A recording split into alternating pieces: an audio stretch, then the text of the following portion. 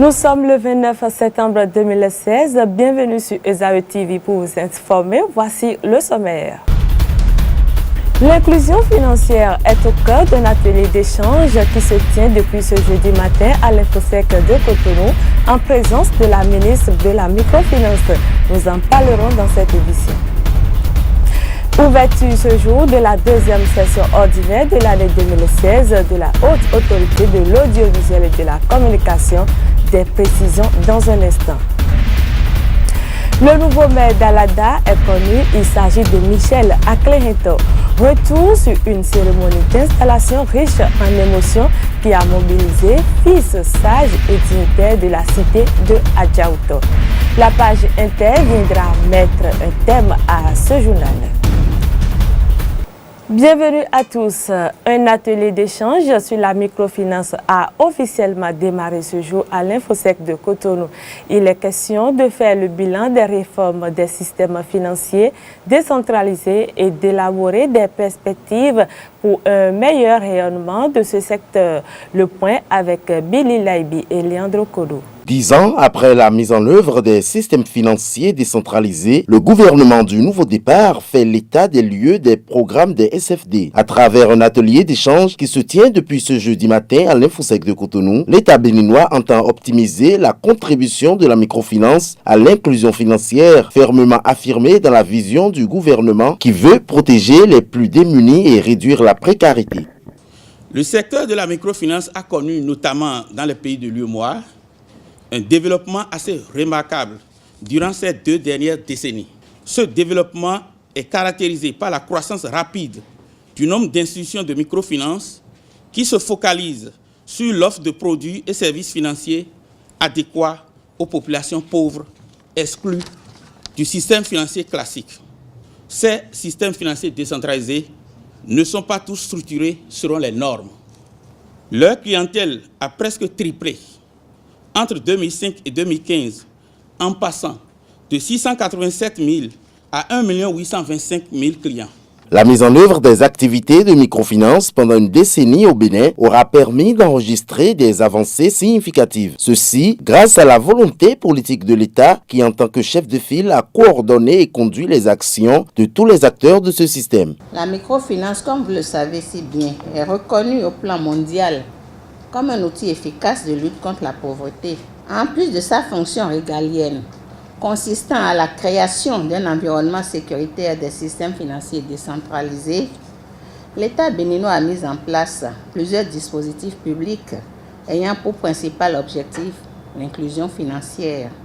L'objectif visé par cet atelier est de faire le bilan de toutes les actions menées au bout d'une décennie en vue d'arrimer le financement du plan d'action, du document de politique de développement de la microfinance DPDM à la nouvelle vision du gouvernement en tenant compte des réformes envisagées et des perspectives attendues, d'une part, et d'autre part, de trouver des solutions adéquates aux différentes préoccupations qui conditionnent l'avenir du secteur afin de parvenir au renforcement de l'inclusion financière dans notre pays. À l'ouverture de cet atelier d'échange qui prend fin demain vendredi, la ministre en charge de la microfinance a exhorté les participants à mener de bonnes réflexions pour le rayonnement de ce secteur au Bénin.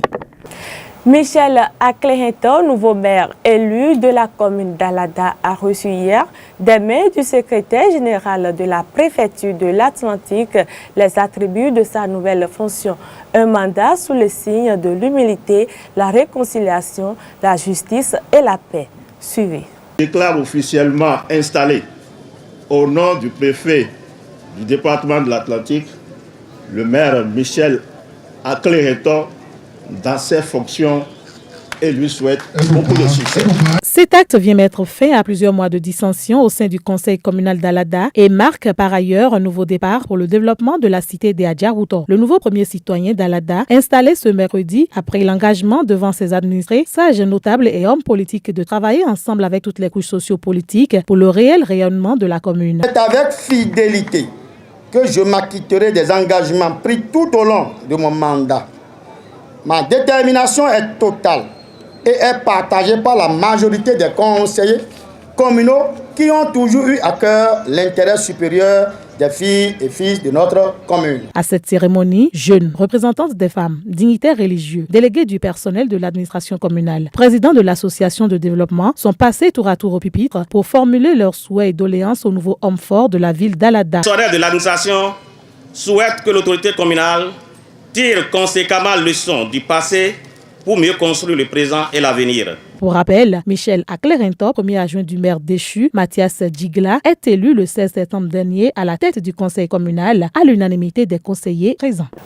À présent, nous vous proposons un extrait des propos du nouveau maire au terme de la cérémonie d'installation. C'est maintenant que la mission commence.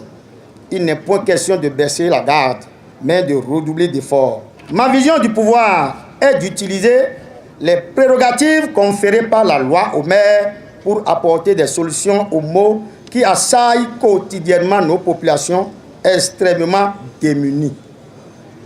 Je veux rester humble et qu'il plaise au ciel de m'accorder le pouvoir de l'humilité pour la réussite de ma mission, de m'épargner de tout ce qui peut m'éloigner de l'humilité.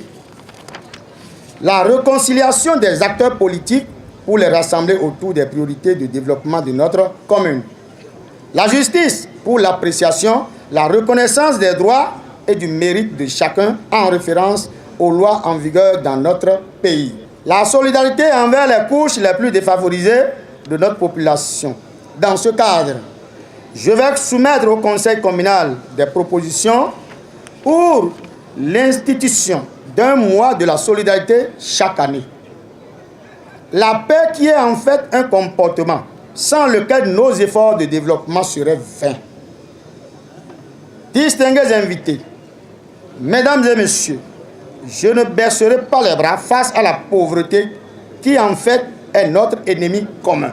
Dans ce cadre, mes actions prioritaires contribueront à la satisfaction des besoins de nos vaillantes populations, notamment les femmes et les jeunes, à travers l'amélioration de la fourniture et l'accès à l'eau potable pour tous, qui passe par une meilleure gestion des ouvrages disponibles et la réalisation de nouveaux ouvrages pour améliorer la couverture en eau de la commune. Le plaidoyer pour l'achèvement à bonne date, je dis bien, le plaidoyer pour l'achèvement à bonne date des travaux de construction de l'hôpital de zone tant attendu par nos populations. Pour la mise en œuvre de ces actions, nous irons aux bonnes sources, puiser les ressources nécessaires.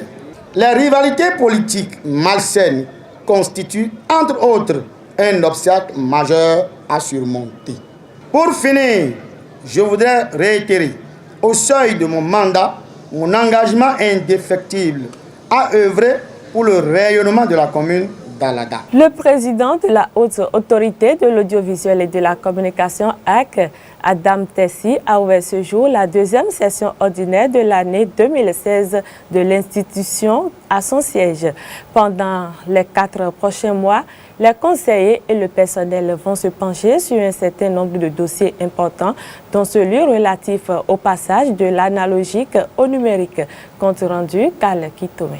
Le président de la Haute Autorité de l'Audiovisuel et de la Communication, Adam Tessi, a ouvert ce matin 29 septembre à son siège la deuxième session ordinaire au titre de l'année 2016. Le premier a trait à la finalisation de tous les documents indispensables à l'application effective de la loi numéro 2014-22 du 30 septembre 2014 relative à la radiodiffusion numérique d'une part et à la loi numéro 2015-07 du 30 mars 2015 portant code de l'information et de la communication d'autre part.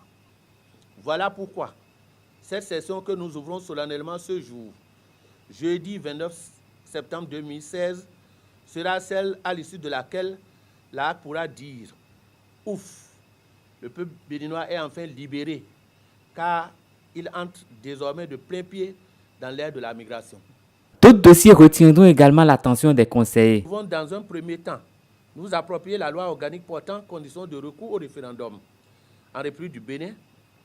Ces deux exigences majeures que je viens de rappeler n'occulteront évidemment pas nos obligations quotidiennes de régulation.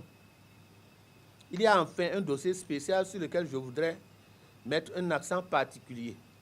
Il s'agit de la tenue ici à Cotonou du 6 au 8 décembre 2016 de la 8e conférence des instances de régulation de la communication d'Afrique, CIRCAF. C'est parti pour 4 mois de travail pendant lesquels les conseillers à la RAC et l'administration s'attellent pour restaurer la réputation pionnière de cette institution sur le continent. La création de fichiers pour les hautes fonctions administratives et la carte universitaire sont entre autres les sujets phares qui ressortent du point de presse du dernier Conseil des ministres au Bénin. Pascal Irénée Koupaki, ministre d'État, secrétaire général de la présidence de la République, nous en parle. Il est au micro de Abdelkader Achirou. Le Conseil a autorisé le recrutement de 80 auditeurs de justice pour renforcer les effectifs des magistrats, greffiers et officiers de justice. Le Conseil a également autorisé le recrutement de 3 601 enseignants de la maternelle et du primaire.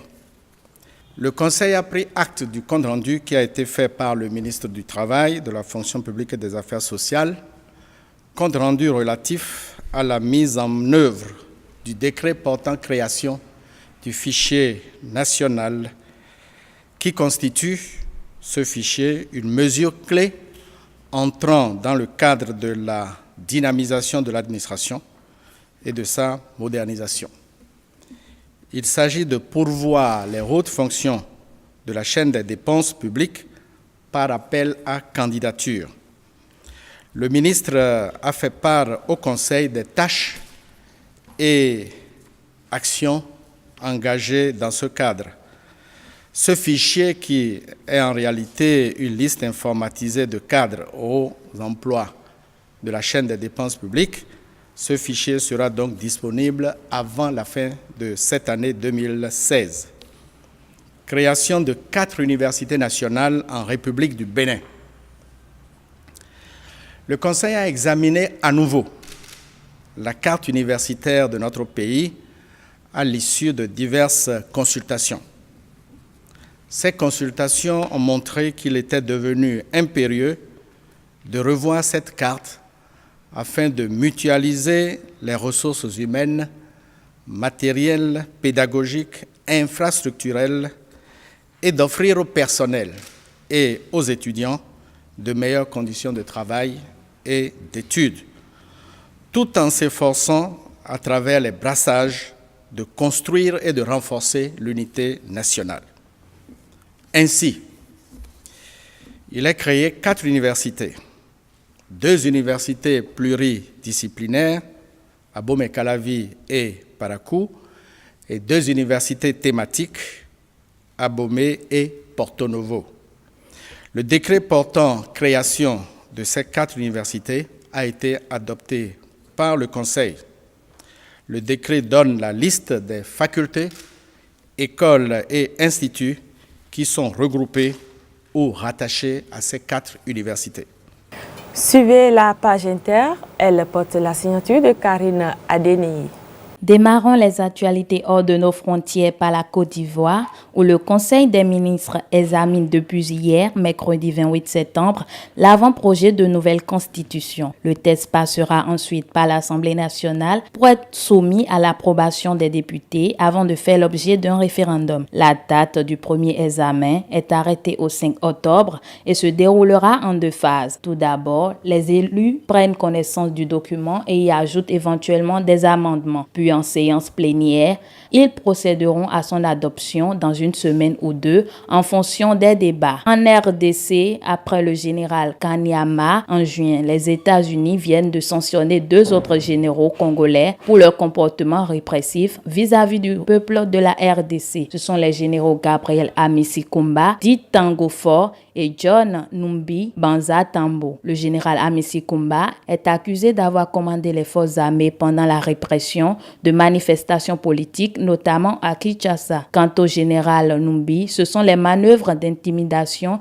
qu'il a utilisées en période électorale en mars afin d'assurer la victoire des candidats affiliés au parti de Kabila. Il avait menacé de tuer ceux des autres partis qui refuseraient de se retirer volontairement, précise le Trésor américain américains. Ainsi, le département du Trésor vient de geler leurs avoirs éventuels aux États-Unis et il est interdit à tout ressortissant américain de réaliser des transactions avec eux. En Mauritanie, une vingtaine de quotidiens et hebdomadaires a décrété hier mercredi 28 septembre une journée sans journaux pour alerter les autorités sur les difficultés de la presse privée. L'objectif est de dénoncer une mesure gouvernementale portant sur les publications de la publicité des services de l'État qui accentuerait gravement les problèmes récurrents de financement de la presse. Et pour finir, l'ancien président israélien Shimon Peres, 3 fois premier ministre et prix Nobel de la paix en 1994,